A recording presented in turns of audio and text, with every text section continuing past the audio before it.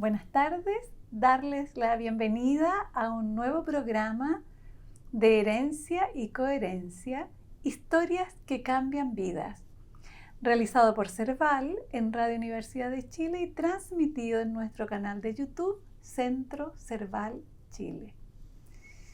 Hoy nuestra invitada es Carolina García Valentín. Ella es cantante lírica, soprano. Carolina, pura gratitud porque aceptaras esta entrevista en este día sábado. No, muchas gracias a ti por la invitación. Carolina, y bueno, preguntarte, ¿cómo llega la música a tu vida toda? A mi vida toda. Mira, yo no vengo de una familia de músicos.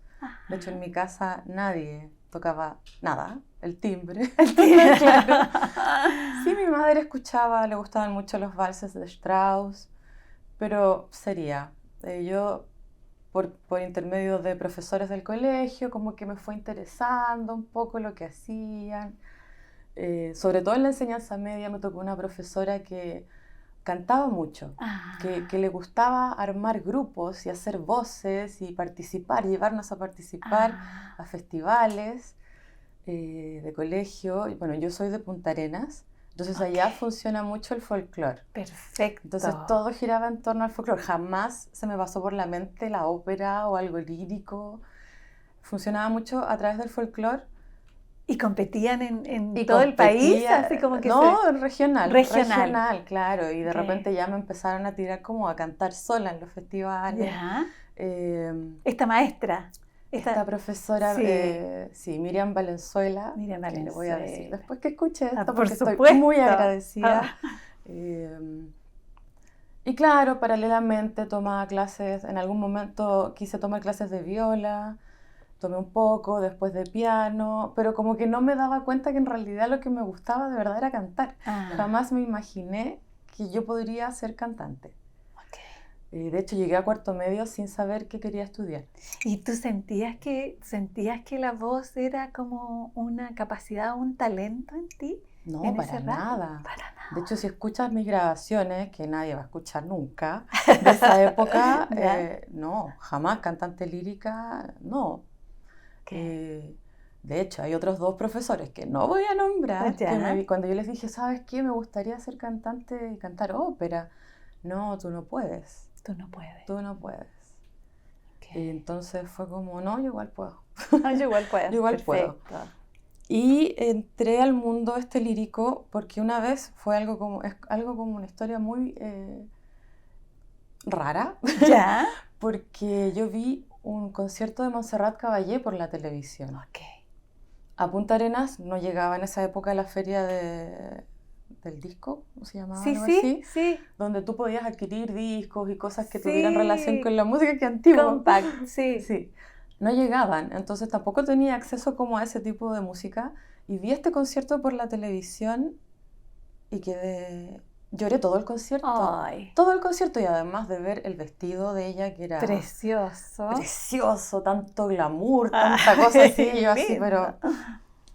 Y yo le dije a mi madre, yo quiero hacer eso, yo quiero ser cantante, así, desde verla a ella, nunca haber cantado lírico, yo quiero hacer eso. ¿Y eso era en la enseñanza media?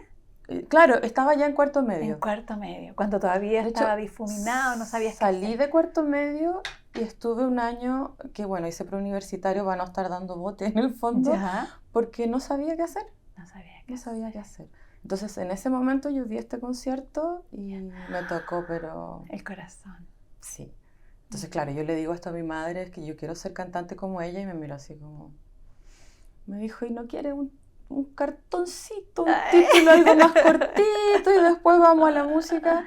No, le dije que no puedo hacer nada más, me apoyo 100%. ¿Y papá? ¿Qué decía papá? Mi padre falleció cuando yo tenía 1 año, por lo tanto éramos nosotras dos solamente. Hija única. Con mi abuela hasta cierto punto, sí, hija única.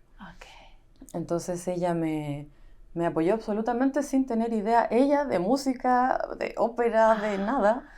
Y vinimos para acá, audicioné en la universidad y entré. Y serví Hice carrera, fue algo como ¡Qué muy, yo quiero cantar porque en potente! realidad podría haber sido cualquier cosa. Siento que fui muy afortunada, que tuve mucha suerte en ese sentido, como de sentirlo muy en el corazón, de que yo sí podía, a pesar de que no sonaba así, pero yo en mi mente sabía que podía llegar a sonar así. Perfecto. Entonces fue una apuesta, una tirada, un piquero. Un piquero, Heavy, sí, súper sí. potente. ¿Y qué traes de tu madre? ¿Qué traes de ella? La fortaleza. Ah, La fortaleza. Ella tuvo una vida difícil desde el punto de vista de que quedó viuda, habiendo recién formado una familia ajá, y nunca tuvo pareja puertas adentro. ok.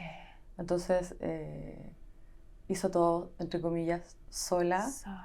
Sola. Mi abuelita me cuidaba en el jardín, por supuesto, o sea, cuando yo era muy chiquitita y mi mamá era profesora de una escuela. Era profesora. Entonces ella iba a trabajar, yo me quedaba con mi abuela, después entré al jardín, colegio, pero ella aperró sola. Aperró sola. Sí. ¿Y qué cuenta la historia de aquello que traes de tu padre?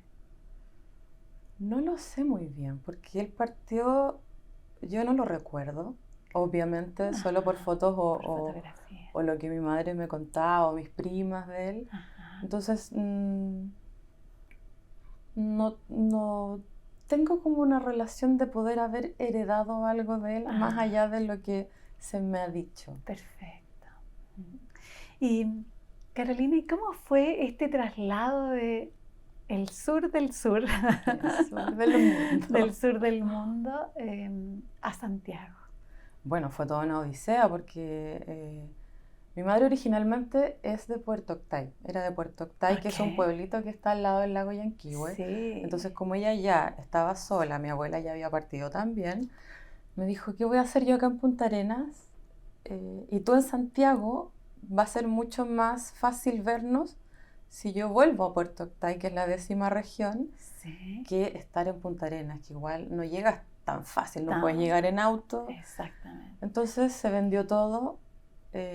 Yo me vine a Santiago a vivir a una pensión Ya. y ella volvió a su casa A Puerto de Octay. infancia. Oh, Sí, qué potente. sí, sí, fue un cambio de casa total. Ujú. Y de entorno y de familia, todo. Todo porque yo pudiera estudiar. Todo ¿Te por fijas? Sí. el estudio. ¿Y cómo te viviste, Carolina, esto de llegar a Santiago? Fue un poco duro porque tuve que dejar a todas mis amistades. Estaba pololeando. Estaba pololeando. Sí. Entonces fue como abandonar todo. Todo por esto, porque igual tampoco había como, no sé, Valdivia, no sé si hoy en día hay, Concepción, no estaba la carrera de canto.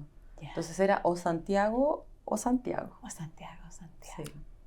¿Y la experiencia, la formación de...? Bonita. Linda. Sí, linda. Me tocó conocer, bueno, mucha gente, mis compañeros, lo pasé muy bien. Haciendo además algo que ya amaba. Entonces, en realidad disfruté muchísimo de la formación. Fueron 7 años en la universidad. Ajá. Me tocó una profesora bien estricta, una profesora alemana, Ya. lo cual ayudó muchísimo porque traía esta cosa de rigurosidad y de estudio que es muy importante en este campo. O sea, si tú dejas de estudiar 2 semanas, es como que tienes que volver a decirle a tu musculatura que de nuevo. O sea, entonces hay que estar constantemente en práctica. Perfecto. Cantes o no cantes algún concierto. Ajá. Sí. ¿Y tu relación con la voz? Somos una, a diferencia del instrumentista, nosotros somos el instrumento. Ajá. Por lo tanto, es a veces muy complejo porque no puedes enfermarte. O sea, es como que está prohibido enfermar, es muy difícil. Estás en una producción y si te enfermas, sonaste. O sea, y también, en el caso de la ópera, necesitan que tú estés. Entonces, si tú estás enferma, tiene que venir otra persona a reemplazarte. A reemplazar, ¿Te sí. fijas? Tienes que cuidar la alimentación. no comer tarde, porque el reflujo es algo bastante común en nosotros, por todo el trabajo abdominal que hacemos, Ya. es como bien común. Entonces hay como todo un tema de que la bufanda, de que el viento, Como el cuidado, como... el cuidado, porque es muy fácil resfriarse y si vas a dar un concierto al otro día... Como los instrumentos, la temperatura. Claro, es ¿no? como que tienes que un poco emburbujarte en esos momentos, sin ser extremista, por Sí, sí, supuesto, y que sí. no se trata de que nadie entre a mi casa porque puede traer un virus, no, Ajá. pero hay que cuidarse muchísimo. Perfecto, Sí. sí. ¿Y los silencios? ¿En qué sentido? En la vivencia de los silencios. El silencio, hay que disfrutar el silencio Ok. también. Los silencios muy prolongados, esta carrera es, bueno, trabajamos freelance. Ya. Acá no se usa como en otros países que los teatros te contratan como solista de, no Todo sé, el marzo rato, a diciembre. sí. Entonces a veces hay más, a veces hay menos. Y Ok. cuando están esos silencios igual se extraña. Ah, Se extraña, pero te mantienes practicando, que al principio cuando eres muy joven es como, ¿para qué voy a practicar si en realidad no tengo que cantar nada? Y después te vas dando cuenta que además de que sirve llenar esos silencios, ah, te mantienes en training. perfecto. ¿Y cómo es quiero preguntarte así, cosas como técnicas, ¿ya? Sí. El canto lírico. Técnicamente, Técnicamente, para nuestros radioescucha, ¿qué es el canto lírico? bueno, técnicamente primero tú no usas la garganta, que es lo que pensaría cualquier persona. Ok. Esto, o sea, se usa porque pasa el aire por Sí, medio de las sí. cuerdas vocales, al igual que cuando hablamos, pero el esfuerzo, no, nada. Aquí no tienes que sentir nada, porque si sientes algo técnicamente es incorrecto Es y incorrecto. puede dañar tus cuerdas vocales. Ok. Se trabaja todo desde la zona abdominal. Ok. Se Acá. sostiene desde acá. Por supuesto, la espalda también tiene un rol de sostener. Por eso es tan importante el trabajo físico, el ejercicio. Bien. Porque aquí está sostener tu voz, tienes que cantar pasando una orquesta, pasando un coro, no siempre estás ubicada en la parte de adelante.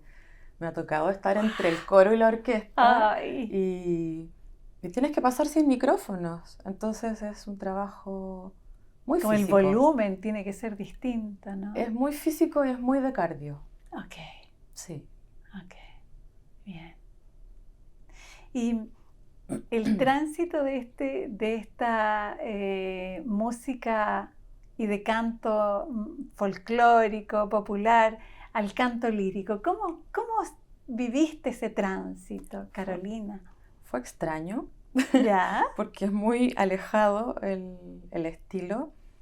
De hecho, no volví a cantar popular. O sea, no, popular sí, pero no volví a cantar folclore. Ah, Salvo en algunas pequeñas juntas, tal vez también con magallánicos, para ajá. recordar y con un poco de melancolía y recordar todas las canciones Ay, sí. folclóricas. Lo que pasa es que técnicamente tú mantienes este training que es especial para cantar lírico y el folclore no se canta así. Claro. Entonces tampoco es como tan sano si yo me hubiese dedicado paralelamente a hacer cosas folclóricas y líricas, no es compatible. No es compatible. O sea, tal vez hay gente que lo hace, pero para mí, no es compatible técnicamente. Técnicamente. Técnicamente. Es como claro. lesionar un poco el instrumento, como tengo Claro, la porque si impresión. tú cantas líricamente un tema folclórico, suena raro. Suena raro. Claro, no suena bien. Entonces, y cantar lírico, como tratando de cantar un poco folclórico, tampoco, ¿te fijas? Entonces decidí como, vamos por lo lírico, que además es lo que realmente me apasiona. Te apasiona, sí. Sí. Y esto de las puestas en escena, ¿cómo se vive esta puesta en escena, qué sé yo, una ópera? Hoy es mágico. Es mágica. Siempre es mágico.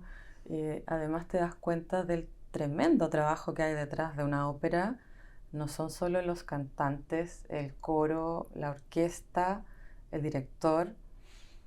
el director de escena, el preparador, que te preparan musicalmente antes de llegar con el director y la orquesta, sino que detrás está los técnicos, las personas que pintan los fondos, las personas que hacen los vestuarios para cada uno de nosotros, porque te toman las medidas, las personas que se encargan de, no sé, subir, bajar los telones, de la cosa como de construcción, Sí.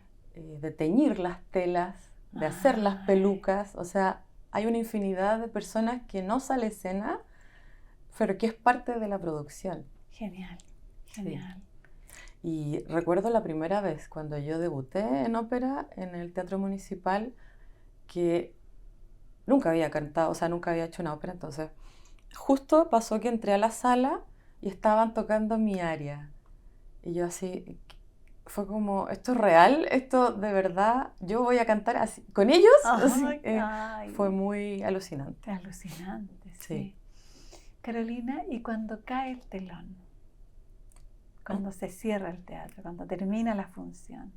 Vuelve a ser Carolina. En el caso de la ópera, Sí, es distinto, sí. tú no haces un rol cuando estás en un sinfónico coral.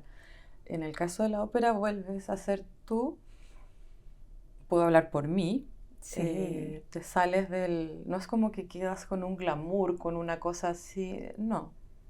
Vuelves a ser tú, vuelves a tu hogar con tu familia, vuelves a preparar la cena, no sé, a ver a tu hija, en mi caso. Pero sí hay una cosa gradual desde el escenario al camarín.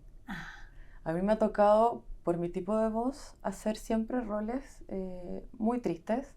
La que muere, la que sufre, la que se enferma. ¿Ya? Entonces emocionalmente son muy cargados. Sin duda. Son muy cargados. Muchas veces me pasó irme llorando hasta el camarín y desahogarme y ya salir del rol y volver a mí, en el fondo. Potente. Es potente, sí, Sí. la música. Hay música muy conmovedora que también hace que te emociones mucho. Alguna vez me pasó estar en ensayo y no poder cantar porque era tan hermosa y tan emotiva el aria que cantaba y me ponía a llorar. Cantaba, entonces, claro, era como que las emociones están bien, pero hay que buscar el equilibrio para también tener la frialdad de poder estar atento a la técnica, estar atento al cuerpo, estar diciendo el texto de lo que tú estás interpretando. Entonces no puede ser solamente el corazón, ¿te fijas?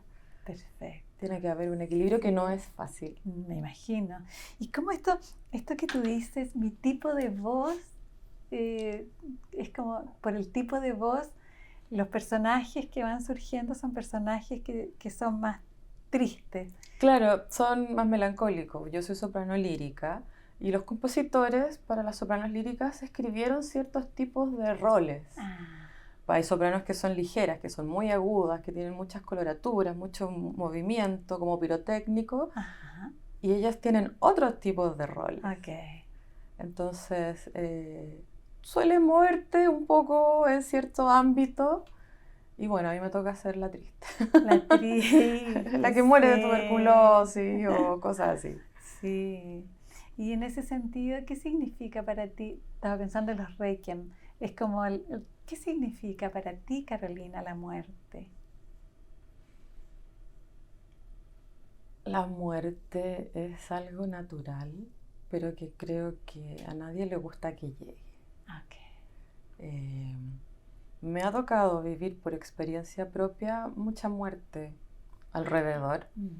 Y no sé, creo que parte de la fortaleza que me heredó mi madre ha sido importante en esos momentos. Transitarla, ¿no? Transitarla, sí. Puedo decir que de alguna manera, curiosamente, también me ha ayudado a enfrentar o a aportar los roles que me toca hacer. O los requiem. Porque hay una cosa detrás, que lo que te decía yo, hay una experiencia personal que está. Y que está en todos nosotros, que tú ocupas en el escenario, que tú ocupas en los roles, pero que tiene que ser hasta cierto punto. Exactamente. Sí. Entonces es como que se ha dado un poco esto de yo quiero ser cantante, soy cantante, logré ser cantante, logré desarrollarme de una manera igual importante, La historia de vida resultó coincidir un poco con los roles que me va a tocar o que me ha tocado además interpretar. Entonces es como si todo se hubiese calzado. Perfecto, sí. Como que todo hubiese ayudado a lo que me iba a dedicar. En mi adolescencia a mí me cargaba ser alta. No me gustaba ser alta, siempre andaba así. Siempre me daba vergüenza. Finalmente mi altura también me ha servido para estar en el escenario porque te da cierta presencia. Entonces, con los años vas dándote cuenta que en realidad todo ha encajado. Tiene sentido. Todo ha tenido sentido. Sí. Y en escena, es como en esto del el acoplamiento o la relación que se establece como y con las otras cantantes y con los directores y con la orquesta. ¿Cómo se vive esa dinámica, Carolina? Es algo muy intenso porque generalmente en los conciertos sinfónicos corales te ves menos con tus colegas, con el director. La ópera se prepara durante todo un mes, donde te ves todas las mañanas, todas las tardes. Entonces se forman grupos muy unidos que después se dispersan y te vuelves a juntar. Entonces es algo muy intenso del momento. Claro, y todos los días, y comemos juntos, y ensayamos. Y conversan, me imagino. Mucho. Entonces como que termina la obra, igual se termina eso. Hay un pequeño duelo. Hay un pequeño duelo de estar muy ahí arriba de la pelota, como se dice. Y que yo lo he conversado con mis colegas, con mis amigos, y a todos les pasa, que es como, se terminó la fiesta. Se terminó la fiesta. Y hasta una nueva oportunidad. Ajá. En el caso de los sinfónicos corales, como te digo, te ves menos, tienes menos ensayos, sueles toparte siempre con tus mismos colegas, con tus mismos amigos, porque no somos tantos finalmente, con los directores también, y la verdad es que es un ambiente muy agradable en ese sentido, de respeto en el sentido de trabajarlo, de respetar el director a los cantantes al director, y así a todos, la orquesta, el coro. Yo por lo menos siento un profundo respeto por todos mis colegas. A veces se piensa que ser solista es más importante que cantar en un coro.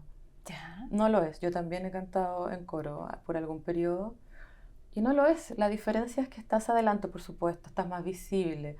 Puede que seas un poquito más estrellita, por decirlo de alguna manera, pero no. De hecho, el coro se lleva gran parte del trabajo.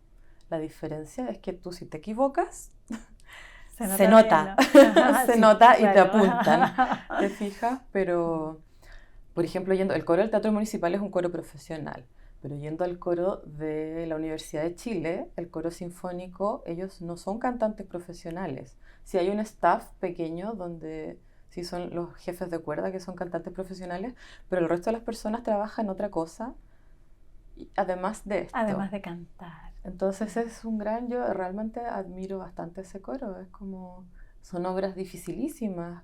Yo miro para atrás, de repente así como, ¿cómo logran? ¿Cómo lo logran? ¿Cómo lo logran? Porque pienso en mí, cuando yo no estudiaba, cuando yo no era cantante, yo creo que no hubiese podido cantar la obra en el coro, ¿te fijas? Entonces me provoca gran admiración eso. Bien. Y esto de ser solista, única, hija única, hija única, ser solista y trabajar cuando ensayando sola, ese recorrido. ¿Como de más soledad, dices tú? Sí. Como, no sé si soledad, pero más solitario. Bueno, sí, de hecho en la universidad tú tienes clases sola con tu profesor o profesora. Ya. De canto, digamos, los otros ramos no. Sí, sí. Entonces... o sea, la profesora está completamente para ti.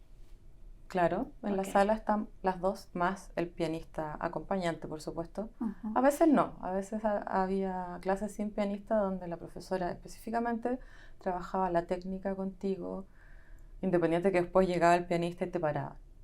Y cantabas y te paraban. Y te paraban y te paraban hasta que, por lo menos mi profesora, hasta que saliera bien. Perfecto. Bueno, sí, es un trabajo de contigo mismo, es un trabajo de conocer tu cuerpo, es un trabajo de muchas sensaciones físicas, por lo tanto es algo muy personal.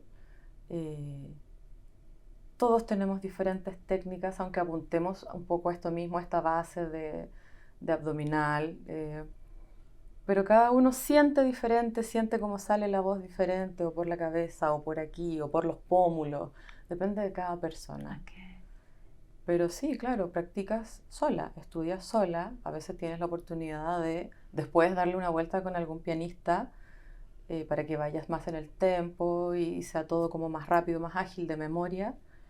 Es diferente que tú en tu hogar trabajar una frase, parar, volver atrás, resolver algo técnico, volver atrás, ver qué palabra estás diciendo, la relación que tiene con lo que el compositor escribió. No es solo hacer lo que está en la partitura y sonar. También tienes que tener en cuenta lo que el compositor escribe. Si te escribe que sea pianísimo, tiene que ver con la palabra que está en el mismo lugar. Okay. ¿Fijas? Uh-huh. O sea, hay toda una cosa como de coherencia, como de ir como muy en el, eje. Muy minucioso. Sí. Sí. Sí. Y la frustración, Carolina. Pero eso es parte absoluta. De hecho, hay un video muy chistoso de un piano que no podría describirlo, tendría que enviártelo, sí. Que toca muy tranquilamente y después se equivoca, vuelve a comenzar, se equivoca y ya después como que le pega al piano, después vuelve y lo hace súper rápido, se equivoca, o sea, es como la frustración es absolutamente presente en esto, pero hay que saber igual con los años, con la madurez también, manejarlo, si te equivocas y no te sale, y a veces sucede que a cualquier edad, porque nadie se vuelve súper especial y súper bacán y perfección, o sea, y perfecto en esto, también puedes recurrir a algún profesor. Perfecto. Sabes que en realidad esto, a pesar de los años que puedes llevar, hay algo que no logro encontrar. Entonces pides ayuda y alguien desde otra perspectiva lo ve. Tal vez un poco como la psicología. ¿Te fijas? Estábamos hablando. Genial. Entonces, hay que aprender a saber equivocarse, hay que aceptar cuando de pronto te equivocas en escena, que te querís morir, ¿cachai? Porque todos se dieron cuenta en el fondo. Aunque nadie se haya dado cuenta. Claro, muchas veces el público no lo nota, el director sí.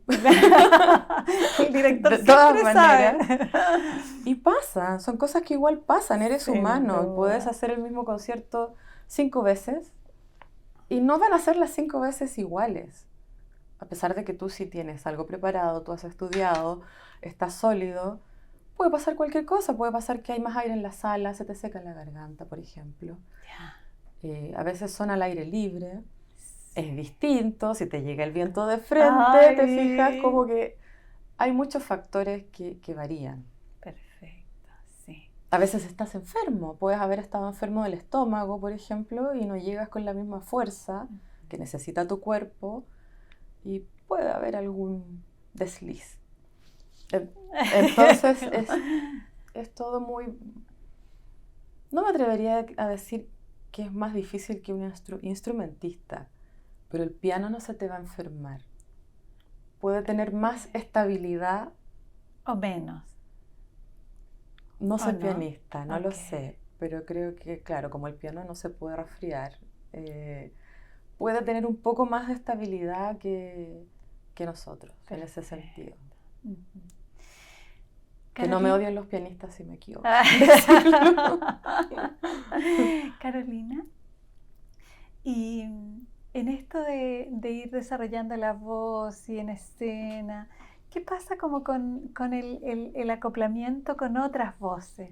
Cuando es la otra voz la que de pronto se desliza, de pronto cuando tú tienes que sostener a otros, ¿cómo se vive esa relación con las otras voces?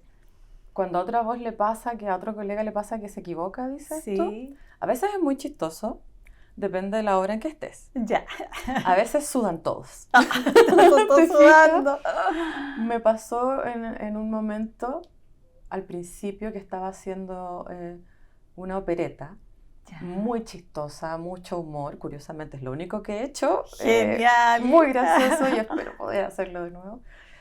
Donde yo subía corriendo una escalera después de cantar un dúo y arriba nos tenían un vasito de agua, que igual era un momento donde había una fiesta, entonces igual pasaba que tú tomaras en un vasito de champán, pero Perfecto. agua.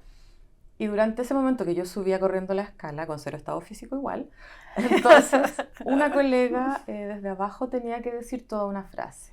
Ya. Y después de esa frase yo caminaba hacia otra escalera y bajaba a cantar mi aria. En una de las funciones mi querida colega se olvidó. Entonces yo escupí el agua, literalmente, porque estaba tomando y fue como... Y mi línea era como soltar el vaso y decir, ¿qué? ¿Cómo es posible una cosa así? ¿Ya? Y literalmente fue como, ¿qué? O sea, y de abajo ella estaba de espalda al público, entonces no se veía, estaba muerta de la risa. Entonces al mismo tiempo yo tenía como que concentrarme y que no me diera risa también y bajar y cantar el aria. Eso fue muy gracioso. Qué potente. Y en otros momentos, cuando algún colega se ha equivocado, por supuesto, tú lo ayudas. Tú le ayudas. Ha pasado que de repente a alguien se le olvida la letra. Si tú te la sabes, como que miras para el lado y la dices, ¿te fijas? O sea, es ideal que esté ese compañerismo, porque a todos nos puede pasar. Si alguien se equivoca, no te vas a dar vuelta y lo vas a mirar. ¿Te fijas? O también por lo mismo tú tienes que estar muy concentrado y saberte muy bien también tu parte, porque no puedes solo depender, por supuesto tú yendo al sinfónico, que es algo más de cuarteto, que no hay más cantantes, Okay. no puedes depender de que tu colega entre o no entre para tú saber que te toca entrar. ¿Te fijas? Porque puede pasar que no entre. Perfecto. Entonces, de igual manera, tú tienes que saber que entras. Tienes que saberte muy bien lo que hace la orquesta, lo que haces tú, lo que hacen tus colegas, porque también tú los escuchas. No es que porque seas solista cantas, simplemente cantas. Tú vas escuchando lo que ellos también cantan. También Genial. la música que ellos hacen, los directores también trabajan en ensamblar eso. Y que no sea que cada uno grite así como solo, ¿te fijas? Por lucirse, no. Perfecto. Se hace ese ensamble Sí. para hacer la música, Para hacer finalmente. la música. Genial. Sí. Y yo ahí quisiera tomarme de esto que dice a propósito de la escucha, que es como cómo se desarrolla o cómo se vive la escucha, no solo en escena, sino que en tus distintos ámbitos. ¿Qué importancia tiene para ti la escucha, Carolina? Bueno, es muy importante escuchar al otro. Puedo hablar por nuestro gremio de cantantes, donde tal vez a veces no se da tanto la escucha, porque el ego es muy importante. Lamentablemente, bueno, todos tenemos ego, pero es muy fácil al estar en un escenario, al ser aplaudido, al ser ovacionado, que eso se vuelva como más importante que estar pendiente del otro, que escuchar al otro. Que que no esté el tema de hablar de mí, de yo soy yo esto, yo el otro constantemente, ¿te fijas? Pasa mucho y yo no estoy de acuerdo con eso. Creo que es muy importante escuchar y estar pendiente también del otro. Porque puede haber alguien que no esté bien en el escenario, por ejemplo, que no está haciéndolo bien, y es muy fácil decir, oh, está cantando mal. O ya como que murió la carrera, ¿te fijas? O criticar mucho desde el asiento. Y eso es muy poco humano. Esa persona puede estar pasando por la pérdida de un familiar, por algún otro tipo de preocupación, porque le cayó mal algo al estómago, ¿te fijas? Lo que decía, Sí, sí. es tanto lo que puede pasar detrás de esa persona, que hay que aprender a salirse del yo y escuchar lo que está pasando alrededor. Okay. Sí. Como las melodías latentes. Como... Exacto. Sí. No solo mi línea, No solo lo que yo canto, también lo que mis colegas hacen y no solo lo musical, también lo humano. Lo humano. Carolina, ¿cómo se vivió tu madre, tu estreno? Yo, la verdad es que cuando ella mi estreno en la ópera, porque yo antes estrené con otro tipo de concierto, tuve la fortuna también, soy muy agradecida de la vida. Estaba en cuarto año de canto y se dio la oportunidad de cantar con el maestro Izquierdo, Juan Pablo Izquierdo. Tiritaba de una manera. Yo, o sea, cuarto año de canto, eres muy chica para estar ahí. Me acuerdo que fue una obra hermosa, la misa en si menor de Bach. Creo, no sé si es bueno lo que voy a decir, pero creo que jamás había estudiado tanto en mi vida. Estaba muy nerviosa, y eso que estudio bastante. Sí. Muy nerviosa porque tenía muy pocos recursos. En cuarto año tú técnicamente tienes pocos recursos aún como para enfrentar una obra. No recuerdo cómo llegué a esa obra, pero recuerdo que estaba mi profesora, el director del coro de la universidad, otro cantante y todos así como ayudándome así, a trabajar para que esto saliera, porque era algo importante, con un maestro importante. Y esa fue la primera vez que yo me paré en un escenario. Así que fue hermoso, fue muy estresante, pero fue muy hermoso. Ese mismo año estrené con la Sinfónica. Imagínate. Con la que canté hace poquito. Sí. O sea, no vamos a decir hace cuánto porque no vamos a sacar cálculos no, de edad. No. Pero estabas en cuarto año. Fue el mismo año, a fin de año, con el Requiem de Dvorak, una obra enorme que era primera vez, no sé, con una orquesta. Yo sentía el coro atrás como cuando elevan las plumas del pavo real. Se sentía como esa energía que encima tuyo sonaban todos ellos. Estaba también muy asustada, tenía de colega a Pilar Díaz, una cantante de harta trayectoria, que me enseñó mucho. Me enseñó, yo me paraba y me tiritaban las piernas debajo del vestido, me dijo pon una carpeta negra, ¿cachai? O sea, cosas muy básicas. Entonces fue de mucha ayuda. Esa cosa humana de la que hablábamos recién, de ayudar al otro. Y no de esperar que se tropiece para lucirte más tú, ¿te fijas? Y varios años después estrené, 3 años después recién estrené en el Teatro Municipal. Entonces mi madre ya me había ido a ver a los conciertos, iba a las audiciones de la universidad que se hacían chiquititas, como cuando te ponían la nota para pasar al otro semestre. No era muy demostrativa, por lo tanto me saludaba, siempre me llevaba flores. Pero hace unos años me enteré que ella lloraba en el público. Yo nunca lo vi, pero lloraba y aplaudía, bravo hija, y cosas así que, claro, ahora que soy madre comprendo perfectamente. Entonces sí, estaba muy orgullosa. Emocionante. Muy igual, orgullosa, ¿no? ella sin saber de nada de esto, sin entender la música. Lo vivía con mucho orgullo, finalmente. Sin duda. Y alcanzó a verme estrenar. Digo alcanzó porque ella el año siguiente de mi estreno en ópera falleció. Entonces alcanzó a verme en un escenario grande, como cumpliendo mi sueño, ¿te fijas? Sí. Misión cumplida. Misión cumplida, sí. Sí, potente. ¿Y la maternidad? ¿Cómo te viviste la maternidad, Carolina? Amo a mi hija de una manera así, pero con locura. Es el centro de mi vida. Le tocó ir conmigo a muchos ensayos, porque bueno, al no tener a mis padres, mi esposo en el trabajo, me tocó llevarla, no tenía con quién. La típica es como dejarla con la abuela, y no tenía abuela, entonces me tocó llevarla a los 2 años la primera vez, y en ese sentido, las veces que la tuve que llevar, que cuando era muy pequeña tuvo que estar conmigo en el escenario, los respectivos directores fueron muy comprensivos.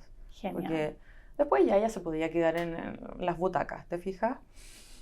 La primera vez tenía 2 años y estaba con el maestro Izquierdo, y yo estaba en el coro, no estaba de solista. Y la verdad es que había un día de un ensayo, no concierto, que no podía dejarla con nadie, era imposible. Entonces le pregunté al maestro si era posible que ella estuviera. Mi hija es súper piola, Entonces era muy tranquila, me dijo que sí, entonces yo que hice, fui y compré un juguete como para que se entretuviera, porque igual era pequeña, entonces figuraba todo el coro y ella una chiquitita ahí entre medio con su pizarrita mágica, me acuerdo. Linda. Entonces nació después la idea de cuando yo tuviera que llevarla, había comprado un juguete para que fuera algo novedoso y se entretuviera. Y las otras 2 veces fue con la Sinfónica, en distintos años con distintos maestros. Eran maestros extranjeros, me acuerdo, y que fueron muy comprensivos también. Entonces tengo fotografías de eso y comprensiva la orquesta también, porque ella figuraba sentadita en el suelo al lado de la tarima del director, haciendo su tarea. Linda. ¿Te fijas? Y se quedaba pegada mirando los violines. Entonces esa humanidad, que también volvemos a lo mismo, Sí. se agradece muchísimo. Porque tener a un niño sobre el escenario, los músicos, el director, podría ser una gran distracción. Afortunadamente ella era muy tranquila. Y afortunadamente tanto los músicos como el director fueron comprensivos. Tú eres madre, no tenías con quién dejar a la niña. No la podía dejar en las butacas sola y estar pendiente de la música, del director, de que no se fuera a salir del teatro. Entonces le tocó estar conmigo, le tocó estar después en ensayos 2 horas sentada. Linda. ¿Te fijas? Y ahora recién este año me dice, quiero estudiar música. Oh, Nunca, qué mi esposo también es buenísimo. músico, nunca la incitamos a que fuera por ese camino, Ujú. a pesar de que lo veía todos los Todos los días, días. a pesar de que uno también veía el talento que ella tenía, pero nosotros ahí. Y ahora ya le nació como eso. Ajá. Tiene 14 años en este momento. 14 años. Sí. Potente. Sí. Sí. Así que finalmente siempre en realidad estuvo ahí conmigo y rodeada de música, de orquesta, de... No sé qué le deparará el destino, falta mucho para cuarto medio, sabiendo yo que a esa edad no tenía idea qué quería hacer, pero por supuesto va a tener todo nuestro apoyo en lo que ella elija hacer en su vida. Genial, genial. Y pensando como en eso, ¿alguna vez has vivido como estas turbulencias, dudas, el miedo? ¿Cómo se vive el miedo? Dentro de mi carrera, sí, turbulencias de repente no quiero cantar más, así no quiero ser, no sirvo, así como esa cosa de antes, por supuesto. Recuerdo que cuando estudiaba mi madre me dijo, yo te apoyo económicamente, ella era profesora de escuela, no había un gran salario en nuestra casa, y sola. Entonces me dijo, yo te apoyo, ándate a Alemania. Porque muchos de mis compañeros partieron a Alemania. De hecho, muchos de ellos están allá y han hecho carrera allá. Me dijo, yo te apoyo. Ándate, por favor, ándate y sigue tus sueños. Y yo me hice la loca y le dije, no, mamá, en realidad no me quiero ir. Pero en realidad lo que a mí me pasaba es que si yo me iba, ella iba a quedar sola. ¿Te fijas? Sí. Y yo tomé esa decisión, que igual fue difícil porque yo quería hacer una carrera afuera, quería salir. Pero ahí es donde uno toma las decisiones de vida y decidí quedarme. Nunca se enteró que fue por ella, por supuesto, pero así fue. Después formé una familia, por lo tanto no era llegar e irme tampoco a vivir al extranjero. Y bueno, a veces se toman decisiones y una persona, decisiones como importantes de ese tipo, donde podría cambiar tu vida, afuera podría ser mejor, vivir mejor desde el punto de vista económico con la música. Sabes que en este lugar es difícil, en nuestro país hay menos teatro. Ahora se han abierto más en regiones, eso sí, y ha sido un gran cambio. Pero en ese momento estaba la Chile y el municipal. Entonces decidí quedarme y una persona muy sabia, una amiga cantante que ya venía de vuelta, como se dice, me dijo, no importa dónde tú cantes, no importa si tú cantas en la calle o cantas en el mejor teatro, canta siempre bien, hazlo siempre bien y sé feliz, no importa el escenario. ¡Qué linda! Y me hizo mucho sentido y después tuve la oportunidad de tener algunas giras por pequeños pueblos porque por supuesto es distinto estar en el Teatro de la Universidad de Chile o en el teatro municipal que cantar en la iglesia de un pueblo tal vez, Sí. o en un gimnasio de un colegio. Ajá. Pero el público es igual de maravilloso. Y es tan agradecido porque muchas veces es gente que no tiene el acceso para ir a un teatro. Recuerdo o para conocer este tipo de música, personas que jamás, al igual que yo en su momento, jamás vieron que existía este mundo. Me tocó hacer una gira en un momento de, no sé, 2 semanas en un buque, pasando por, me acuerdo que llegamos a Coyhaique y de ahí pasando por los fiordos y las pequeñas islas hasta llegar a Chiloé. Ya. Entonces pasábamos por islas que, por ejemplo, no tenían agua potable si no les iban a llenar, o sea, estaban rodeadas de agua, pero no tenían, o sea, era muy claro. Sí. Y esos conciertos fueron tan hermosos, tan llenadores, como gratificantes. Tan gratificantes, la gente tan agradecida. Entonces, después de haber estado siempre como un poco en el círculo de teatros, empezar a cantar, porque se han dado muchas oportunidades, no escenarios de ese tipo, siempre va a ser un escenario, pero no de ese tipo, ha sido incluso, no quiero que me dejen sin trabajo, más bello. La vivencia es distinta, ¿no? Como es muy potente. Es mucho más emotivo. Emotivo, sí, sin duda. ¿Y has vuelto a Punta Arenas? No. A ver, viajé, es que tengo muy poquita familia ya, tengo un par de primas y una tía, entonces he viajado unas 3 veces yo creo desde que me fui. ¿Y a cantar, no? Cuando estaba en la universidad volví a cantar. Ok. Sí, no se ha dado la oportunidad de volver a cantar allá, siempre estoy pendiente de eso, siempre me gustaría mucho volver a Punta Arenas, imagínate. O sea, Punta Arenas, invítenla. Por favor, invítenme a cantar en mis tierras, ¿te fijas? Sí. Pero no se ha dado la oportunidad y de vacaciones yo voy a Puerto Octay, que era el lugar de mi madre, entonces a Punta Arenas ha sido muy esporádico. Ajá, bien, sí. Bien. Y en todo este recorrido, que es como un recorrido súper intenso, ¿verdad? Como tú has tenido ahora, es como la posibilidad de otras niñas que lleguen a cantar y que tú puedas acompañar. Hice pocas clases particulares. No me he dedicado tanto a la docencia.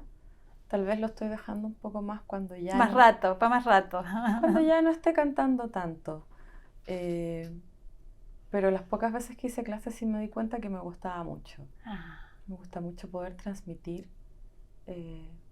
los conocimientos. Ahora, no fue hace tanto porque sentí que si yo no tenía tan resuelto, ¿cómo iba a enseñarle a alguien a medias? Okay. Entonces como que tal vez estaba esperando un poco más de conocimiento y más solidez y claridad técnica para poder ayudar a otra persona a formarse. Perfecto. Así que espero cuando ya esté un poco más jubilada poder dedicarme así a eso. Y veo los nuevos talentos que están saliendo y llenos de ilusión y el camino a recorrer. Entonces cuando te preguntan o tú tienes la oportunidad, por supuesto, de trabajar también con ellos, puedes aportar con tu experiencia e intentar como enseñar de alguna manera. Sí, como transmitir un poco. Sí. Carolina, y los aplausos. ¿Cómo se viven los aplausos? ¿Qué valor? ¿Qué significan para ti? ¿Qué han significado? Son hermosos. Es la gente que agradece lo que tú les has entregado. Para mí los aplausos no son como parte de un divismo. Los aplausos son... De hecho, me costó aprender a recibir los aplausos. Eso es interesante. Me costó bastante. De hecho, un amigo me decía, pero niña, sale y abre los brazos. Y ¡viva! ¿Te fijas? Yo salía como así al principio, ¿te fijas? Un poco gil, así como, gracias, y quería puro salir de ahí. Pues me incomodaba. Pero es emocionante, ¿eh? A mí me emociona bastante porque ves a la gente levantarse, ves aplaudirte, ves el agradecimiento de lo que ellos recibieron, que gozaron, que se emocionaron con la entrega de, no solo mía, de todos nosotros que estábamos en el escenario. Y eso se agradece muchísimo. De verdad que es... cuando tú haces, no sé, te llevas las manos al pecho o en alguna oportunidad me han corrido lágrimas también, porque soy muy de emociones, soy muy de piel. Entonces, de verdad que se agradece. De verdad es una cosa muy... No es parte de una regie el agacharse, el saludar o el llevar tus manos al corazón. Es de verdad agradecer a cada una de esas personas que fueron y que disfrutaron de tu entrega, de la entrega de todos nosotros. Sí, bien. A propósito de recibir, y en esto de las personas que te agradecen personalmente, suponte tú. Claro, hay gente que se acerca. Sí. Hay gente que se acerca, que va... Bueno, ahora por pandemia ya eso... No pueden pasar a los camarines. Ah, claro. Sí. Es muy bonito cuando se acercan niños. Me ha tocado que se acercan pequeñitos, pequeñitas. Yo suelo regalarles las flores. Las flores que nos dan. ¿Sí? A veces se las llevo a mi hija y a veces se las regalo a las personas que vienen. Como no sé, yo también te agradezco a ti sí. que vengas a abrazarme, a saludarme o a felicitarme. ¿Y la pandemia? A propósito de pandemia, ¿cómo te la viviste, Carolina? O sea, fue muy fome porque el arte se cerró para todos. No tenías dónde cantar. Si cantabas, era como online, los micrófonos se saturaban, era como un poco frustrante. Se cayeron las temporadas. Recuerdo que en ese momento había salido la temporada del Teatro Municipal, donde tenía varias cosas, y era como, partituras, pidiendo las partituras por Amazon, ¿te fijas? Se cayó. El año siguiente era como, ok, ya estamos volviendo a la normalidad, otra vez el Teatro Municipal había reagendado cosas donde me habían incorporado, se cayó de nuevo, ¿te fijas? Entonces fueron, no sé, 2 años sin ingresos también, obviamente, sin ingreso económico. Y después de a poco empezar como a salir, a cantar un poco con miedo, con las mascarillas. Era difícil ensayar con mascarilla, porque no puedes respirar. Sí. Pero al mismo tiempo el cantante transmite más el virus que hablando. Cantando, como que tu saliva o las pequeñas partículas viajan 5 veces más que hablando. Entonces además era un riesgo para todos. Pero por suerte eso ya pasó y pudimos volver a los escenarios. Bien. Y ahí la disciplina, ¿cómo se sostiene? Estoy pensando en esto de la maestra alemana que de alguna manera transmite la disciplina, que tienes que mantenerlo, etcétera, etcétera. En tiempo de pandemia, que fue un tiempo de gran aislamiento, ¿cómo se sostiene? ¿Cómo sostuviste la disciplina de...? En mi caso me olvidé de mi profesora porque pasé mucho tiempo no cantando, lo cual fue horrible porque después me costó mucho retomar y ponerme en training. Pero como te digo, igual fue como bien frustrante porque me compré un micrófono, recuerdo, para poder grabar. Igual logré hacer junto a Jorge Evia, el pianista del teatro, un par de cositas, él en su casa, yo en la mía, y juntarlas. Hubo que bajarse, comprar programas de estos... esos súper topísimos de música. Para poder como armar y hacer un video y que los volúmenes queden más o menos igual. O sea, creo que fue un gran aprendizaje desde el punto de vista tecnológico la pandemia. Pero claro, yo me compraba un micrófono y lo saturaba. Entonces después dije, no, pero que ¿sabes qué? Fue a la tienda, yo soy cantante lírica, necesito algo que me sirva. No, te sirve súper bien, lo saturé.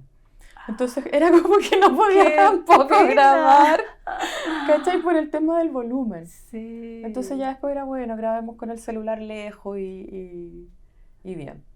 Igual se sostuvo un poco haciendo esas cosas online. Ok, bien. Nos cuentan que se nos ha acabado el tiempo. No, pasó volando. Sí. Y yo querría preguntarte, porque es como que me queda rondando la imagen de tu padre, ¿Ya? que es como eh, en estado de fantasía, un poco como de imaginación y todo eso, como ¿qué hubiese dicho tu padre a propósito de tu desarrollo como cantante? Yo creo que estaría inmensamente orgulloso. ¿Por qué? Porque dentro de las cosas que me contaron, Ajá. como te digo, yo tenía solo un año, por lo tanto fue Sí, muy poco es como tiempo. narrativa. Cuando yo llegué a su vida, él me paseaba por el pasaje donde nosotros vivíamos, mostrándome. ¿Cachai? Súper orgulloso, Ay. miren qué linda es, y esta es mi hija. O sea, entonces no me cabe la menor duda de que estaría igual, mostrando los videos, las fotos, ¿te fijas? Así que Mm, sí. potente, Sí. qué importante. Sí, Yo digo que igual ven mis conciertos desde otro lugar sin duda, y están sin ahí. duda. Sí. Sí, y yo pensaba en esto de las flores que te llegan y que tú dices, tu madre siempre te llevaba Siempre flores, me es como llevaba X tipo de flor, me llevaba lirios. lirios, precioso. Entonces, Bien, bueno, cuando la vamos a visitar, porque ella está en Puerto Octay, en Puerto Octay. con mi hija le llevamos lirios, Ah, mi hija y mi esposo.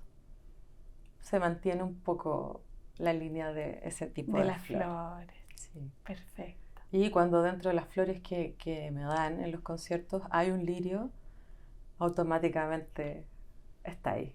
perfecto, muy bien. Carolina, puro agradecer esta preciosa entrevista. Muchas gracias Muchas, a ti muchas también. gracias.